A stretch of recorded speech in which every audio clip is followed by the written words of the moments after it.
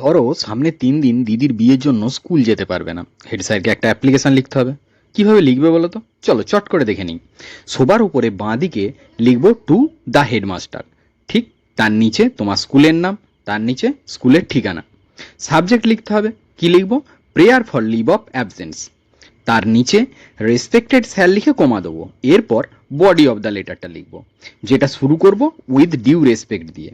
তাহলে কি লিখবো? With due respect, I Achinta Roy, a student of class 10, beg to state that I shall not be able to attend school from এত to এত due to my elder sister's marriage ceremony. I hope you are kind enough to grant my prayer. চিঠি শেষ হলো। এরপর ঠিক এক line ছেড়ে ডান দিকে ইয়োর্স ওবিডিয়েন্টলি লিখে কমা দেবে। তার নিচে নিজের নাম, ক্লাস, রোল নাম্বার, আর বাঁ দিকে থ্যাঙ্কিং ইউ। আরে একটা কথা তো বলাই হলো না, ডেটটা কোথায় লিখতে হবে?